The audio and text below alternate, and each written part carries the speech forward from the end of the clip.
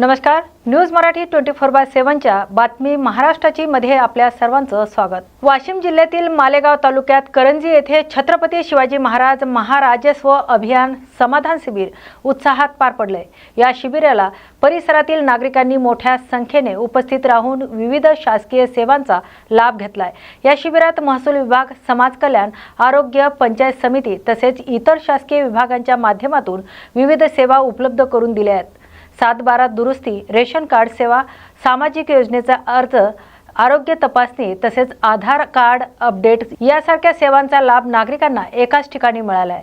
शिबिरादरम्यान नागरिकांचा अनेक प्रलंबित तक्रारीवर चर्चा करून काही प्रकरणाचे जागेवरच निराकरण करण्यात आले। त्यामुळे ग्रामस्थांना मोठा दिलासा मिळाल्याचं नागरिकांनी सांगितलंय। या उपक्रमाद्वारे ग्रामीण भागातील नागरिकांना शासकीय सेवांसाठी होणाऱ्या धावपळीपासून दिलासा मिळाल्याचं प्रशासनाने सांगितलंय।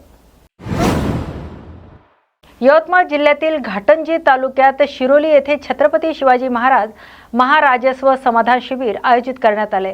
या शिबिराला परिसरातील नागरिकांनी मोठ्या संख्येने उपस्थित राहून विविध शासकीय सेवांचा लाभ घेतलाय। या शिबिरात महसूल विभाग, पंचायत समिती, कृषी, आरोग्य, वन विभाग तसेच इतर शासकीय विभागांच्या माध्यमातून नागरिकांना विविध योजनांची माहिती देण्यात आली। तसेच अनेक प्रलंबित प्रकरणावर मार्गदर्शन करून काही कामांच्या जागेवरच निपटारा करण्यात आलाय। या कार्यक्रमाला तालुक्यातील विविध विभागांचे अधिकारी, कर्मचारी आणि स्थानिक पदाधिकारी उपस्थित होते। या बातमीचा आढावा घेतला यवतमाळ प्रतिनिधी निलेश कुर्मेकर यांनी। नमस्कार, घाटंजी प्रतिनिधी न्यूज मराठी 24 चॅनलमधून आज आपण आलेलो आहोत या सगळं शिरोली गाव इथं जे शिबिर आयोजित केलं गेलेलं आहे, छत्रपती शिवाजी महाराज शिबिर हे आयोजित केलं गेलेलं आहे। याच्यातून आहे ना जनतेचे बरेचसे प्रश्नाचे उत्तरं मिळणार त्यांना आणि त्यांचे कामं होऊन जाणार आता ह्या शिबिराच्या माध्यमातून। सर, तुमचं नाव काय? सर, माझं नाव नामदेव खैरकार। सर, तुम्ही कोणाला घेऊन आले आहे? तसं मी गटविकास अधिकारी आणि बाल विकास प्रकल्प अधिकारी यांना घेऊन आलो। तर सर, आता हे अशा प्रकारचे शिबिर आपल्या घाटंजी तालुक्यामध्ये किती आहे? सर, आता सध्या इथं पहिला शिरोली चालू आहे, शिरोलीपासून सुरुवात करणार आहे। अच्छा, तर आता समोर आपण ह्या शाळेमध्ये जाऊ, कोणते टेबल लागले आहे, कोणत्या प्रकारचे कामं होणार ते आता आपण तिथं जाऊनच बघू। आता डॉक्टर साईनाथ केशवराव भोसीकर आहे, मी तालुक्याचा तालुका आरोग्य अधिकारी आहे। आज जे कॅम्प आहे त्यामध्ये आपण विशेष करून सर्व जे NCDचे आहे, नॉन कम्युनिकेबल डिसीज आहे, त्यावरती आपण इथे तपासणी करणार आहेत आणि त्याचे आपण ट्रीटमेंट पण देणार आहेत। त्यानंतर तसेच आपण बाकी जे 14 ते 18 वयोगटातील ज्या शाळेत जाणाऱ्या मुली आहेत त्यांसाठी आपण रक्त तपासणी पण ठेवलेली आहे। त्यामध्ये आपण ॲनिमिया ज्यांना आहे त्यांना पुढे उपचारासाठी त्यांची नोंद करून त्यांना पुढे ट्रीटमेंट पण देणार आहेत। त्यानुसार आपण इथे ECG कॅम्प पण ठेवलेला आहे। ECG कॅम्पमध्ये आपण जे कोणते पेशंट आपले ऑनगोईंग आहेत हायपरटेन्शनचे त्या सर्वांचा ECG पण आपण काढणार आहे। थँक्यू सर, धन्यवाद। ही प्रतिक्रिया घेऊ। सर, तुम्ही इथं जे आता ट्रीटमेंट केलं आहे तर कसं झालं ट्रीटमेंट तुमचं? चांगलं झालं आणि माझं शुगर ट्रीटमेंट चांगलं केलं यांनी आणि सर्व काही चांगलं होऊन राहिलं। गावासाठी चांगल्या सुविधा, चांगल्या पद्धतीची सुविधा होत आहे का? हो। तर बघू शकता, हे शिरोली गावातील शिबिर चालू असल्यामुळे इथं पेशंट लोकांचा पण प्रतिसाद खूप छान आणि सुंदर भेटत आहे आणि इथं ट्रीटमेंट पण चांगल्या पद्धतीची होऊन राहिलेली आहे। तर हे जे स्टॉल लावलं याचं म्हणजे तुम्हाला काय उद्देश आहे आणि याचं काय सांगणं काय तुमचं? म्हणजे जे माताला पोषण आहार राहते तर त्याचे कोणते आहार द्यावं लागते, गरोदर माता, 0 ते 6 महिन्याची बालकं, त्याच्यासाठी हा पोषणाचा स्टॉल पौष्टिक आहाराचा स्टॉल लावलेला आहे। म्हणजे हे दाखवण्यासाठी? हो, दाखवण्यासाठी। म्हणजे हे बघाबा आणि हे मुलांना चाराचं। हो, छोट्या मुलांना, गरोदर मातांना, 0 ते 6 वर्ष मुलांना, सगळ्यांनाच। ICH डिपार्टमेंट इथं आपण आलेला आहो आणि ह्या टेबलवर लाभार्थ्याला लाभ पण भेटलेला आहे। तर सर, तुम्हाला कोणता लाभ भेटलेला आहे इथं? लेक लाडकी योजना। लेक लाडकी। आणि तुमचं नाव काय? सर, निकेश ठाकरे। कुठल्या आंबडी तुम्हाला लाभ भेटलेला आहे का? सर, तुमचं नाव काय? सागर घोडमारे। तुम्हाला कोणता लाभ भेटला? बेबी किट भेटली आहे ना, लाभ भेटला आहे ना? तर चला, अशा पद्धतीने आपण आता इथले जे मॅडम आहे यांची प्रतिक्रिया घेऊया की बा आणखीन लाभार्थ्याला कोणते फायदे होणार आणि त्यांना कोणत्या सुविधा भेटणार।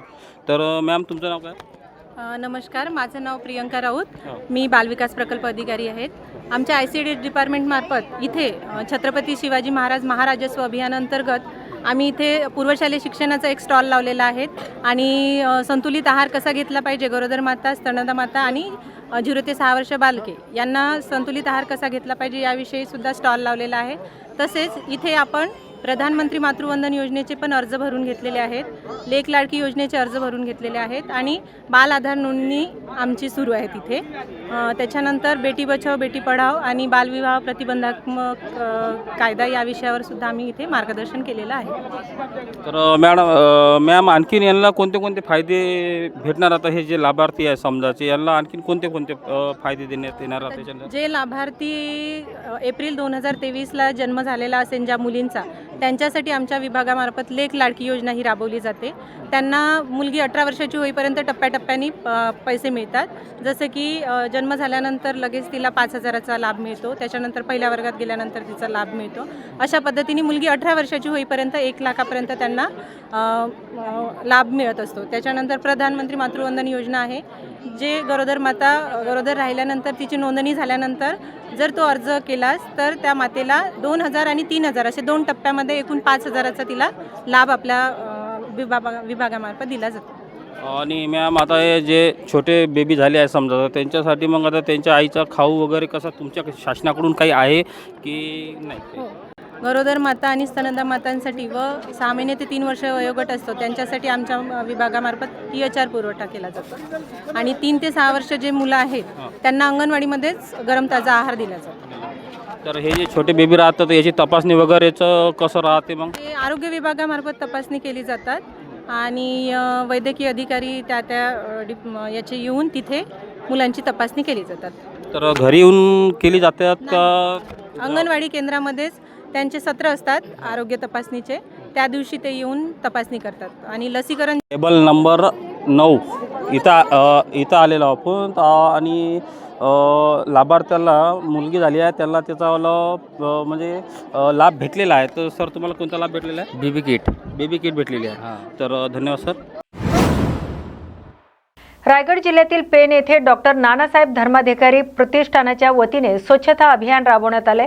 महाराष्ट्र भूषण आप्पासाहेब धर्माधिकारी यांच्या मार्गदर्शनाखाली पेण उपप्रादेशिक परिवहन कार्यालय परिसरात ही स्वच्छता मोहीम पार पडली. या अभियानात सुमारे 1125 स्त्री सदस्यांनी सहभाग घेत परिसरातील सुका कचरा गोळा करून स्वच्छता केली. परिसरात करण्यात आलेल्या वृक्ष लागवडीचे संवर्धन व्हावे या उद्देशाने ही मोहीम राबवण्यात आली आहे. यावेळी परिवहन कार्यालयातील अधिकारी आणि कर्मचाऱ्यांनीही स्वच्छता मोहिमेत भाग घेतलाय. या उपक्रमामुळे परिसरात स्वच्छतेचा संदेश देण्यात आलाय. डॉक्टर नानासाहेब धर्माधिकारी प्रतिष्ठान अंतर्गत पद्मश्री महाराष्ट्रभूषण डॉक्टर आप्पासाहेब धर्माधिकारी यांच्या प्रेरणेने स्वच्छता राबवली. त्यानंतर आता पेन RTO पासिंग जे ऑफिस पूर्णपणे आज 10 वर्षी इथं प्रतिष्ठानांतर्गत झाडं लावतो आहे आणि ती झाडं आज जगवली मोठी झाली. पण त्यामध्ये खूप गवत होतं आणि ते आता काढायचं होतं. तर साहेबांनी कळवलं की असं असं आहे. त्या अंतर्गत सर्व प्रतिष्ठानचे श्री सदस्य येऊन आज पूर्णपणे गवत साफ केला. साहेब आम्ही जे काय आता करतो आहे एवढे आले आहेत केवळ आप्पासाहेबांच्या मार्गदर्शन अंतर्गतच, आणि जे काय करतो आहे ते निष्काम करतो आहे. आज या ठिकाणी आपल्या प्रतिष्ठानतर्फे जे काही स्वच्छता मोहीम राबवली, या गेल्या 10 वर्षापासून प्रतिष्ठानतर्फे झाडांचं वृक्षारोपण केलं, त्यांची देखभाल करतायत आणि वेळोवेळी सर्व स्त्री सदस्य येऊन त्याची साफसफाई देखभाल हे सगळं करत असतात. दुर्दैवाने निसर्गाचा कोप होतो, काही वनव्याचे प्रसंग झाले, पण त्यातूनही आपण खूप काळजी घेऊन ती झाडं आपल्या मुलाप्रमाणे जगवलेत. त्याचप्रमाणे आपल्या पेन RTOच्या जित्याचं जे ऑफिस आहे नवीन, या कार्यालयाच्या आजूबाजूला साफसफाई खूप मोठ्या संख्येनं आणि खूप उत्साहानं स्त्री सदस्यांनी आपली सेवा दिलेली आहे. हा एक फार मोठा म्हणजे आमच्यासाठी खूप चांगली गोष्ट आहे. स्वच्छताही होते आणि हे जे काम आहे करतात ते जसं आपण म्हणता सर्टिफिकेट मिळवलं बरोबर त्या तसंच आहे आणि खूप मनापासून सगळ्यांनी केलं. जे आता जे झाडं झालेत त्यांनी जे आपल्याला सूचना दिलेल्या आहेत, त्यांना पाण्याची व्यवस्था केली तर ते अजूनही जगतील. त्यावरही आम्ही नक्कीच काम करू आणि आपलं हे जे काय सत्कार्य आहे आपण पुढे नेऊया.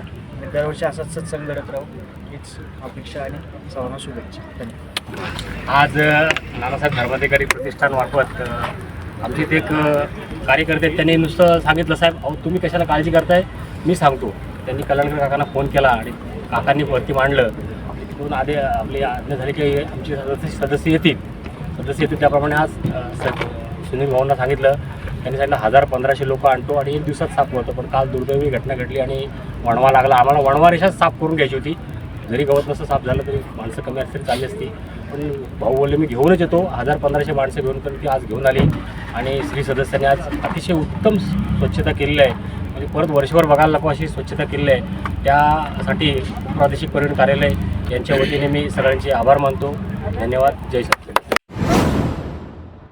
रायगड जिल्ह्यातील पेण पोलीस ठाण्यात जागतिक महिला दिनाचा उत्साह साजरा करण्यात आला. यावेळी महिला पोलीस कर्मचाऱ्यांचा सन्मान करत त्यांना शुभेच्छा देण्यात आल्या. पोलीस निरीक्षक संदीप बागुल तसेच पोलीस बॉईज संघटनेच्या वतीने महिला पोलिसांना गुलाब पुष्प देऊन आणि केक कापून महिला दिन साजरा करण्यात आला. यावेळी दादर सागरी पोलीस ठाणे आणि वडखळ पोलीस ठाण्यातील महिला पोलीस कर्मचारी सहभागी झाले होते. तसेच महात्मा गांधी वाचनालयाचे संचालक आप्पा वणगे यांनी पोलिसांना पेन देऊन शुभेच्छा दिल्या. जागतिक महिला दिनानिमित्त सेलू येथे महिलांच्या आरोग्य आणि सक्षमीकरणासाठी आरोग्य तपासणी शिबिर आणि महिला सन्मान सोहळ्याचं आयोजन करण्यात आले. भाजप महिला आघाडी, कृषी उत्पन्न बाजार समिती सेलू आणि श्रीराम प्रतिष्ठान यांच्या संयुक्त विद्यमाने हा कार्यक्रम पार पडलाय. श्री साईबाबा मंदिर महेशनगर येथे आयोजित या कार्यक्रमाचं उद्घाटन माजी जिल्हा अध्यक्ष डॉक्टर मीना परतानी यांच्या हस्ते करण्यात आले. तर यावेळी शैक्षणिक, सामाजिक आणि राजकीय क्षेत्रात कार्य करणाऱ्या महिला, लोकप्रतिनिधी तसेच कृषी उद्योजक महिलांचा सन्मान करण्यात आलाय. महिलांच्या आरोग्याबाबत जनजागृती करण्यासोबतच त्यांना सशक्त बनण्याचा संदेश या कार्यक्रमातून देण्यात आलाय. रायगड जिल्ह्यातील पेण तालुक्यातील हमरापूर येथे छत्रपती शिवाजी महाराजांची शिवजयंती तिथीनुसार उत्साहात साजरी करण्यात आली. शिवप्रेमी सेवा संघ आणि ग्रामस्थ मंडळाच्या वतीने हा उत्सव दरवर्षीप्रमाणे यंदाही मोठ्या जल्लोषात पार पडलाय. या निमित्ताने किल्ले रायगड येथून शिवज्योत आणण्यात आली. गावात शिवज्योतीचं स्वागत करत महाराजांच्या प्रतिमेवर अभिषेक करण्यात आलाय. तसेच कीर्तन आणि विविध धार्मिक कार्यक्रमांचं आयोजन करण्यात आलंय. दरम्यान गावातून सहवाद्य पालखी मिरवणूक काढण्यात आली. यावेळी छत्रपती शिवाजी महाराज की जय आणि धर्मवीर संभाजी महाराज की जय अशा घोषणांनी परिसर दुमदुमून गेलाय. याशिवाय सत्यनारायणची महापूजा आणि महाप्रसादाचं आयोजन करण्यात आलंय. तसेच रात्री छत्रपती शिवाजी महाराजांच्या जीवनावर आधारित पोवाडा सादर करण्यात आलाय.